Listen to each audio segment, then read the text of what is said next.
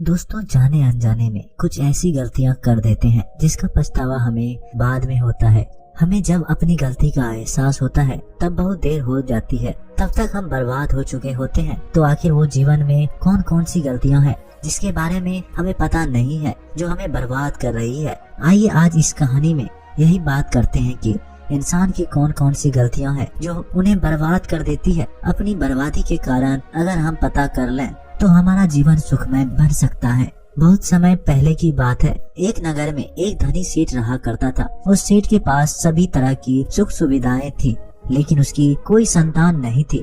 संतान के दुख में वो हमेशा चिंतित रहता था। फिर एक दिन उसे पता चलता है कि उसकी पत्नी गर्भवती है। वो बहुत प्रसन्न हो जाता है। फिर उसने अपनी पत्नी का खूब ख्याल रखा। ऐसे में एक दिन उसके घर पर एक पुत्र का जन्म होता है। सेठ पुत्र के जन्म पर बहुत ही प्रसन्न था। उसने पूरे नगर में मिठाई बंटवाई और उसके खुशी का कोई ठिकाना ना था। देखते ही देखते उसका पुत्र बड़ा हो गया और सेठ ने अपने पुत्र को गुरुकुल भेजने का निर्णय किया ताकि वह पढ़ लिख कर एक विद्वान बन सके। अभी उसके पुत्र की उम्र ज्यादा नहीं हुई थी, लेकिन उसने छोटी ही उम्र में अपने पुत्र को गुरुकुल भेज दिया। गुरुकुल में वो बालक अच्छी सी शिक्षा ग्रहण करता, अपने गुरु की सभी आज्ञाओं का पालन करता। ऐसे में वह बालक वहाँ का सबसे होनहार विद्यार्थी बन गया। गुरुकुल में उस बालक ने सारे वेद पुराण और शास्त्रों का अध्ययन किया और बहुत बड़ा विद्वान बन गया। गुरु भी उस बालक से बहुत ही प्रसन्न थे कि उसने छोटी ही उम्र में सारा ज्ञान अर्जित कर लिया। लेकिन वो कहते हैं ना, समय कब बदल जाए किसी को पता नहीं रहता।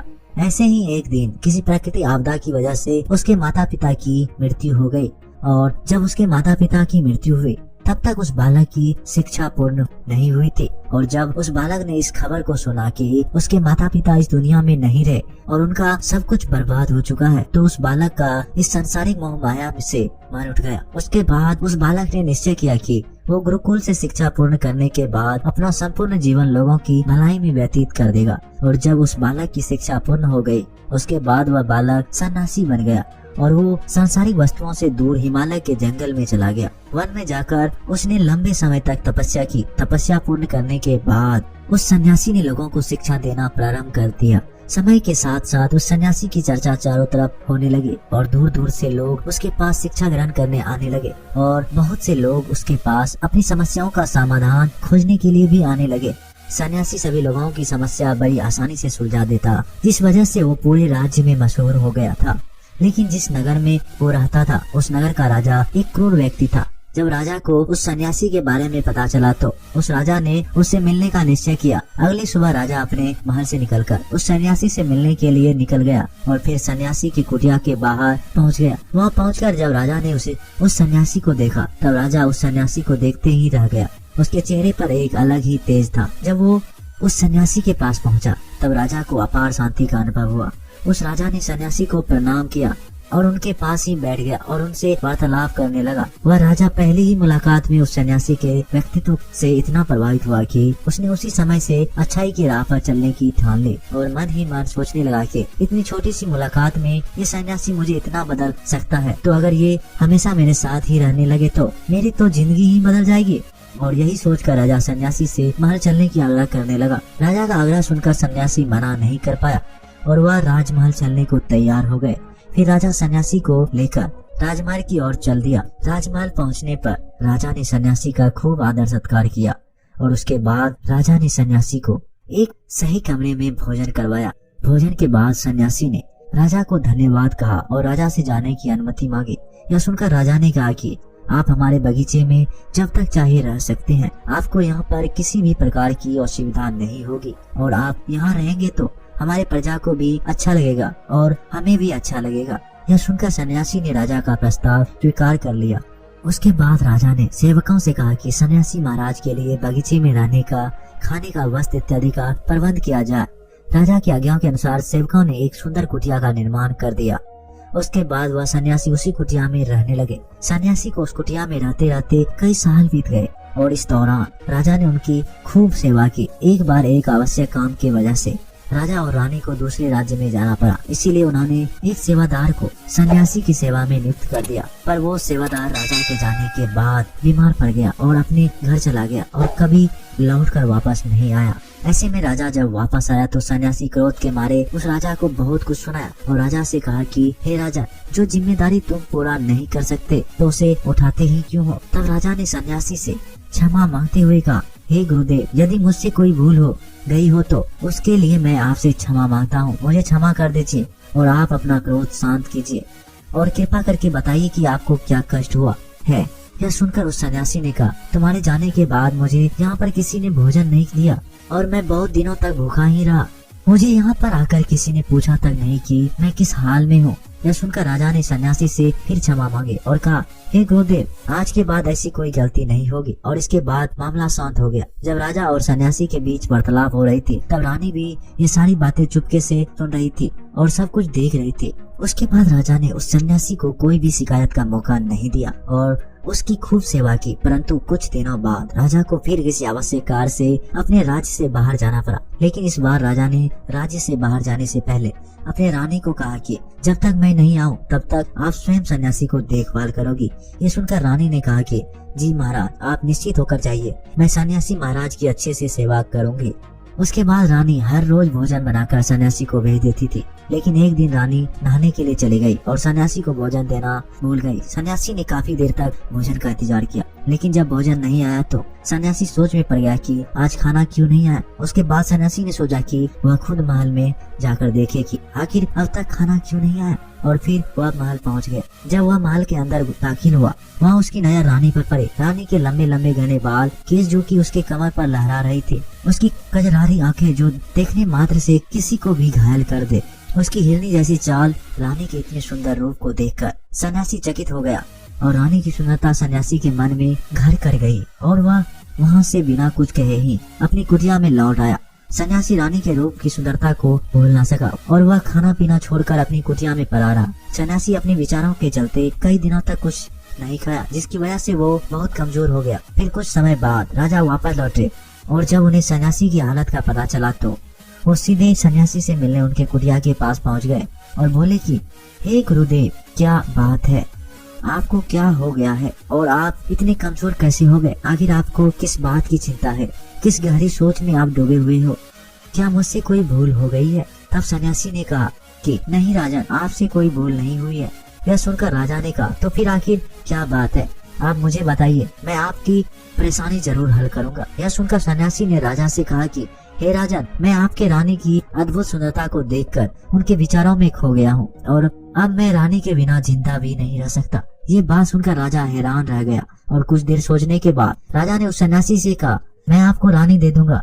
यह बात सुनते ही सन्यासी बहुत प्रसन्न हो गया। फिर राजा सन्यासी को लेकर महल चले गए और जब राजा सन्यासी को लेकर महल पहुंचे, उस दिन रानी ने सबसे सुंदर वस्त्र पहनी हुई थी। फिर राजा रानी के पास पहुंचे और रानी से कहा कि आपको इस सन्यासी की मदद करनी चाहिए, यह बहुत कमजोर पड़ गया है और मैं नहीं चाहता कि किसी ज्ञानी पुरुष की हत्या कलंक मेरे सर पर लगे। उसके बाद राजा ने रानी से पूछा कि क्या आप इस कलंक को अपने सर लेना चाहेगी? राजा की यह बात सुनकर रानी ने राजा से पूछा कि आखिर इस सन्यासी के दुख का कारण क्या है? तब राजा ने रानी से कहा कि सन्यासी आपकी अद्भुत सुंदरता से दीवाने हो गए हैं। राजा की यह बात सुनकर रानी से कहा, राजन आप चिंता ना करें, अब आप सब कुछ मेरे ऊपर छोड़ दीजिए। मुझे पता है कि मुझे अब क्या करना है। उससे आपके ऊपर ना तो सन्यासी की हत्या का पाप लगेगा और ना ही उससे मेरी पवित्रता का नाश होगा। रानी की यह बात सुनकर राजा ने रानी को सन्यासी को सौंप दिया। उसके बाद सन्यासी रानी को लेकर कुटिया में पहुंचे। कुटिया के अंदर दाखिल होकर रानी ने सन्यासी से कहा कि हमें रहने के लिए घर चाहिए, हम इस झोपड़ी में नहीं रह सकते। यह सुनकर सन्यासी राजा के पास गया और राजा से जाकर बोला कि हे राजन, हमें रहने के लिए एक घर चाहिए। सन्यासी की बात सुनकर राजा ने उनके लिए घर का प्रबंध कर दिया। फिर सन्यासी रानी को लेकर घर पहुंच गया। जब रानी सन्यासी के साथ उस घर पर पहुंची तब रानी ने कहा कि ये घर तो बहुत गंदा है और इसकी हालात बहुत खराब है, मैं इस घर में नहीं रह सकती। यह सुनकर फिर से वो सन्यासी राजा के पास गया और राजा के पास जाकर बोला, हे राजन, आपने जो हमें घर दिया है उस घर की हालात बहुत खराब है। सन्यासी की बात सुनकर राजा ने घर की हालत ठीक करवा दी। उसके बाद फिर रानी घर के अंदर गई और नहा धोकर बिस्तर पर आ गई। फिर सन्यासी भी बिस्तर पर आ गया। फिर उसके बाद रानी ने सन्यासी से कहा कि आपको पता है आप कौन है और आप अब क्या बन गए हैं? आप एक महान सन्यासी थे जिसके लिए राजा स्वयं सारी सुविधाएं उपलब्ध कराते थे। ऐसा सन्यासी जिसके पास लोग दूर दूर से ज्ञान ग्रहण करने के लिए आते थे, जो लोगों को सत्य की राह दिखाया करते थे, जो लोगों को समस्याओं का समाधान करते थे, जिनको सभी लोग सर्वश्रेष्ठ गुरु मानने लगे थे, जिनकी लोग भगवान के रूप में भी पूजा किया करते थे। और आज आप अपने वासना के कारण मेरे गुलाम बन गए हैं। रानी की ये सारी बात सुनकर उस सन्यासी को बड़ा झटका लगा और उसे महसूस हुआ कि वो तो एक सन्यासी है और वह यह सब क्या कर रहा है। वो तो इन सारी सुख सुविधाओं को छोड़कर शांति की तलाश में वन में चला गया था। जब सन्यासी को शुद्ध बुद्ध आई तो वह जोर जोर से रोने लगा और चिल्लाने लगा और रानी से कहने लगा, मुझे क्षमा कीजिए महारानी, मैं यह क्या करने जा रहा था। मैं अभी इस वक्त आपको राजा के पास सौंप कर आता हूँ।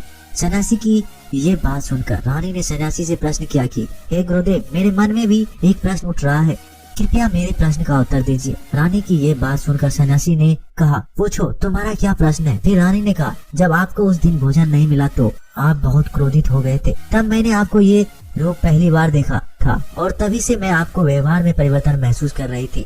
ऐसा क्यों हुआ गुरुदेव? आखिर आपको इतना क्रोध क्यों आया? आपने तो शांति की प्राप्ति कर ली थी। रानी की बातें सुनकर सन्यासी ने कहा कि जब मैं वन में था तो मुझे इस समय पर भोजन नहीं मिलता था, लेकिन जब मैं महल में आया तो महल में आने के बाद मुझे सारी सुख सुविधा प्राप्त हुई और फिर मैं इन सभी सुख सुविधाओं के आदी हो गया और मुझे इसके प्रति लगाव उत्पन्न हो गया और फिर मुझे इसको पाने का लालच उत्पन्न हो गया और जब मुझे यह नहीं मिला तो मेरे अंदर क्रोध उत्पन्न हो गया। फिर सन्यासी ने कहा, महारानी, अगर इच्छा पूरी ना हो तो क्रोध उत्पन्न होता है और अगर इच्छा पूरी हो जाए तो लालच बढ़ जाता है। सन्यासी ने आगे कहा, यह इच्छा की पूर्ति ही मुझे वासना के द्वार पर ले आई है और मैं आपके प्रति आकर्षित हो गया। इसके बाद वह सन्यासी रानी को लेकर राजा के पास पहुंचा और बोला, हे राजन, मुझे क्षमा कर दीजिए, मुझे अपनी गलती का एहसास हो गया है।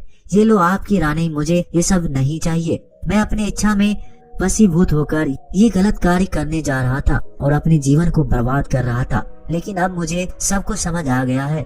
उसके बाद उस सन्यासी ने कहा कि हे राजन, मनुष्य की बर्बादी का कारण उसकी 4 आदतें बनती है और दुनिया के हर एक व्यक्ति के अंदर ये 4 अवगुण होते हैं, लेकिन जो व्यक्ति इन पर नियंत्रण पा लेता है वह दुख और परेशानियों से बच जाता है और वही जो व्यक्ति इन चारों देशों पर नियंत्रण नहीं कर पाते हैं वो बर्बाद होने के कगार पर पहुंच जाता है। यह सुनकर राजा ने कहा, हे गुरुदेव, आप मुझे वह 4 आदतें बताइए जिससे मनुष्य की बर्बादी हो जाती है। फिर सन्यासी ने राजा को मनुष्य को बर्बाद कर देने वाली 4 आदतों के बारे में बताया कि हे राजन, मनुष्य को बर्बाद करने वाली पहली आदत है उसकी इच्छा, क्योंकि इच्छा ही दुनिया के हर एक व्यक्ति के अंदर पहला अवगुण होता है और जो व्यक्ति अपनी इच्छाओं को नियंत्रण में नहीं रख पाता है वो जीवन में किसी भी जगह सफल नहीं हो पाता है, क्योंकि जैसे ही उसकी एक इच्छा पूरी होती है वह दूसरे की ओर बढ़ने लगता है और दूसरी पूरी होती है तो तीसरी इच्छा उसके मन में जागृत हो जाती है और फिर ऐसा करते करते इच्छाओं पर नियंत्रण न होने के कारण इंसान के मन में संतोष का भाव नहीं आ पाता है और इसी जाल में उलझा रहता है, दुखी रहता है। इसीलिए राजन, जब हम अपनी इच्छाओं पर नियंत्रण पा लेते हैं तो हमारे मन पर भी नियंत्रण कर लेते हैं और जब हमारा मन हमारे वश में होता है तो हमें सुख ही सुख की प्राप्ति होती है। फिर जो हम चाहते हैं वही हमारे साथ होता है।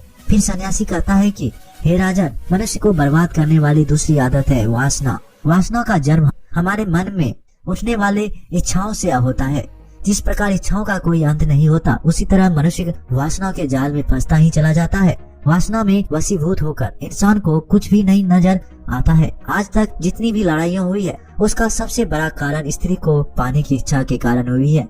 स्त्री के प्रेम में वशीभूत होकर आज से कई राजा महाराजाओं ने युद्ध किया है। रावण एक बड़ा बुद्धिमान व्यक्ति था, लेकिन वह माता सीता की सुंदरता से वशीभूत होकर अपने आप को बर्बाद कर लिया। उसकी मृत्यु का कारण एक स्त्री ही बनी थी। कई राजा महाराजाओं तो युद्ध में इसीलिए हार गए क्योंकि वो लोग स्त्रियों से रासलीला रचाने में ही रह गए। ईश्वर ने तो स्त्री की उत्पत्ति इस संसार को बढ़ाने के लिए की ही है, लेकिन आजकल लोगों ने इसे अपना वासना का रूप बना लिया है। स्त्री को अपने मनोरंजन का सामान सोचने लगे हैं और जब उन्हें अपना यह मनोरंजन नहीं मिलता तो वो पागल हो जाता है और न जाने क्या क्या कर बैठते हैं। इसीलिए हे राजन, जितना हो सके उतना ही वासना से दूर रहना चाहिए। फिर सन्यासी कहते हैं कि हे राजन, मनुष्य को बर्बादी करने वाली तीसरी आदत है क्रोध, क्योंकि जब मनुष्य की वासनाओं की पूर्ति नहीं होती है तो उसके अंदर क्रोध उत्पन्न हो जाता है और जब व्यक्ति को क्रोध आता है तो उस पर उसका नियंत्रण नहीं होता और फिर वह क्रोध में आकर कई गलत निर्णय ले लेता है। क्रोध में व्यक्ति दूसरे को भला बुरा कह देता है, गालियाँ भी निकाल देता है, और जब उनका क्रोध शांत होता है तो उन्हें अपनी गलतियों का एहसास होता है, लेकिन तब तक तो सब कुछ बर्बाद हो चुका होता है। क्रोध के कारण मनुष्य के कई बने बनाए काम बिगड़ जाते हैं। जब मनुष्य के अंदर क्रोध उत्पन्न होता है तो वो अंदर से बहुत कमजोर हो जाता है, और एक कमजोर मनुष्य जीवन में कुछ नहीं कर सकता है, उसे कभी भी सफलता नहीं मिलती है। फिर सन्यासी कहता है कि हे राजन, मनुष्य को बर्बाद करने वाली चौथी आदत है लालच। हे राजन, लालच का फल सदैव ही बुरा होता है। लालच में पड़कर हम बहुत लोगों का बुरा कर देते हैं। हम मनुष्य के जीवन में ऐसे अवसर अवश्य आते हैं जब वो लालच कर बैठता है और अधिक पाने की लालसा में वो कुछ ऐसा कर जाता है जो उसके पास था वह भी खो देता है, क्योंकि जैसे ही व्यक्ति की एक इच्छा पूरी होती है उसका लालच भी बढ़ जाता है और उसके मन में और कई सारे आकांक्षाएं जन्म लेने लगती है। जो व्यक्ति अपने जीवन में लालच करता है वो कामयाबी से भी धीरे धीरे दूर हो जाता है।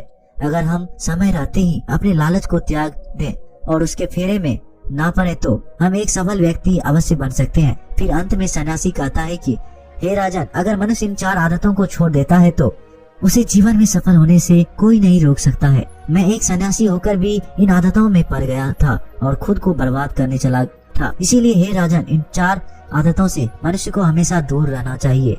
धन्यवाद।